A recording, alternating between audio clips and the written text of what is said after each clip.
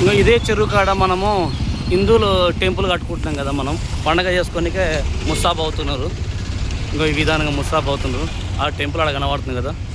ఒకసారి చిన్న అనుకుందాం, మన హిందూ దేవుళ్ళని మనం రక్షించుకునే విధానంగా ఒకసారి ఇదే విధంగా చూద్దాము. ఈ చెరువు చూడు, ఈ చెరువు పరిస్థితి ఏంటిది?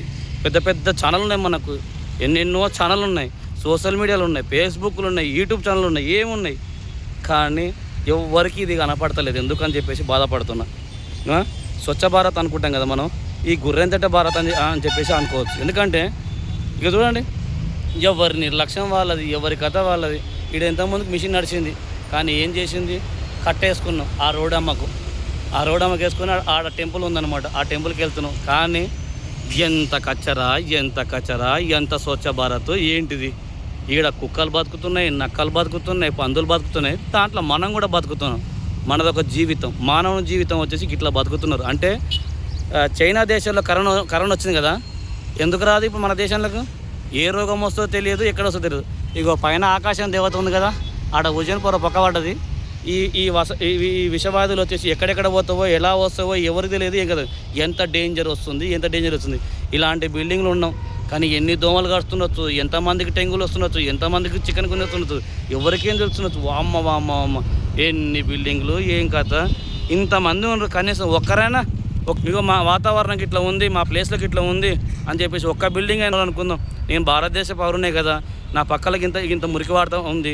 నేను కనీసం ఈ వీడియో తీసి సోషల్ మీడియా పెడితే ఉన్నతాధికారులకు, మరి కలెక్టర్కి, మంచి సీఎం గారు కావచ్చు, లేకపోతే మా మాజీ ముఖ్యమంత్రి కావచ్చు, లేకపోతే కలెక్టర్ కావచ్చు, ప్రతి ఒక్కరికి పోయి చేరవేస్తారు కదా. ఎవరు చెప్పుకుంటారు, ఎవరికి చెప్పుకోవాలి? అందుగురించే జై భారత్ అనుకోవాలన్నా, స్వచ్ఛ భారత్ అనుకోవాలన్నా, ఏంటిది ఈ బాధలు? ఈడ వాసన ఎట్లుందంటే మామూలుగా లేదు. ఎందుకంటే మాస్క్ పెట్టినాం అనుకో, ఆ వాసన నాకు రాదు, ఆ బాధ నాకు తెలియదు. జీర్ణించుకున్నప్పుడు తెలుస్తుంది. థియరీ ప్రాక్టికల్ ఉండాలన్నమాట. నేను థియరీని ప్రాక్టికల్ రెండు ఒకటిసారి చూస్తాను అనమాట. ఈ విధానంగా ఎన్నో ఛానల్ ఉన్నాయి. ఎవరికి చెప్పాలి ఈ బాధలు? ఎక్కడ చెప్పాలి? భారతదేశానికి స్వాతంత్రం వచ్చింది, ఏ విధంగా వచ్చి చెప్పాలన్నా, నా ఇష్టం ఉన్నది చర్చేసుకోవచ్చు, నేను ఏడని వేసుకోవచ్చు, ఈడ నేను ఏమైనా చేయొచ్చు.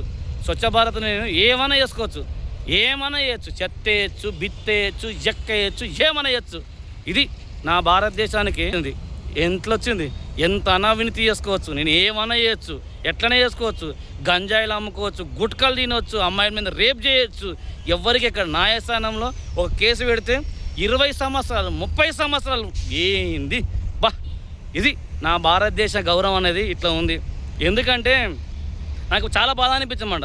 2012లో సింగపూర్ వెళ్ళినా, అరే సింగపూర్ కంట్రీ వరల్డ్లో నెంబర్ 1గా ఉంది. ఈ రీసర్కిల్ చాలా ఉందన్నమాట, చాలా అంటే చాలా ఉంది. ఒక చైనీస్ వాడు పుచ్చితో అన్నాడు, నీకు తెలియదు అన్నాడు.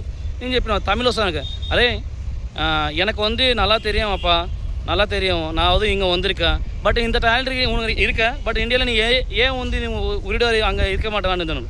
అరే అమ్మ ఇది గమ్మత్తని చెప్పేసి జాబ్ రిజైన్ చేసి 2018లో ఇండియాకి వచ్చిన.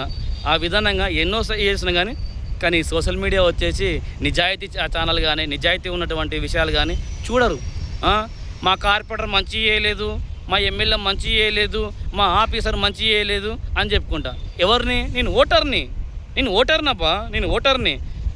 నిజాయితీ ఉన్నటువంటి కార్పొరేటర్ని గెలిపించుకోము, నిజాయితీ ఉన్నటువంటి ఎమ్మెల్యేని గెలిపించుకోము, నిజాయితీ ఉన్నటువంటి వార్డు మెంబర్ గెలిపించుకోము, నిజాయితీ ఉన్నటువంటి సర్పంచ్ గెలిపించుకోము, జడ్పీటీసీ గెలిపించుకోము, ఎంపీటీ గెలిపించుకోము. అంతా అవినీతి. ఎస్, ముడి మీద దాన్ని బుక్కల కూర్చొని పక్కన పెడతారనమాట. ఏంటిది ఇవన్నీ? నిజాయితీగా మాట్లాడితే రియాలిటీగా మాట్లాడుతున్నాం మనం. ఏంటిది బాధలు? ఏంటిది? అబ్బా అందరూ కుక్కలు బతున్నాయి, నక్కలు బతున్నాయి, అందరు బతున్నారు, పక్షులు బతున్నాయి, అందరు బతున్నారు, రవ్వండి అందరు బతున్నారు, ఇష్టం ఉన్నట్టు పోతున్నారు. ఒక మానవుడు బతున్నాడు. మన జీవితం గిదా? ఒక్కసారి ఆలోచించుకోండి, ఆత్మపరిశీలన చేసుకోండి మీరు. ఇది మన జీవితం, ఒక మానవుని జీవితం ఇదనమాట. మన భూమాత మీద ఇది మన గౌరవం. ఈ పంచభూతాలు వచ్చేసి మన చిరవాకం చేయడానికి ఇది మన స్వాతంత్రం. ఇలా ప్రశ్నించే వాళ్ళు లేకపోతే అణిచివేత అన్నప్పుడు, ఓ ఓటరా మేలుకో, నీకే చెప్పుతున్నది, ఓటరా మేలుకో, నిజాయితీ వాళ్ళని గుర్తించు, ఆలోచించు. ఏం చేస్తున్నావు ఓటరా? ఎక్కడున్నావు ఓటరా? ఏం చేస్తున్నావు? ఒక మాట చెప్తున్నా ఎలక్షన్ కమిషన్ గారికి, మీకు ప్లీజ్ ఐఎమ్ రిక్వెస్ట్ ఏంటంటే,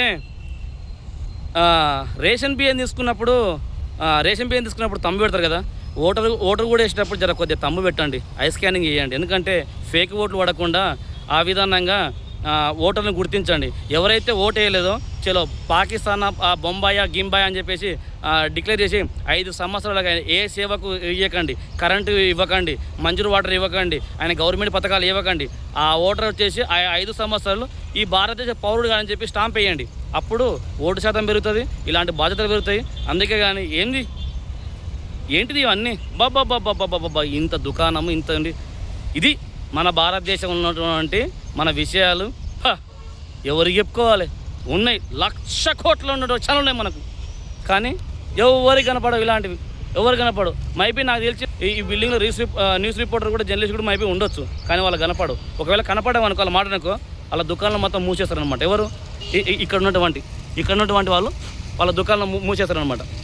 ఇది పోతుంది ఈ చిన్న జీవితం. కానీ నేను ఇదే విధంగా ప్రశ్నిస్తా, నేను ఇలాగనే ఉంటా. జై హింద్, జై భారత్.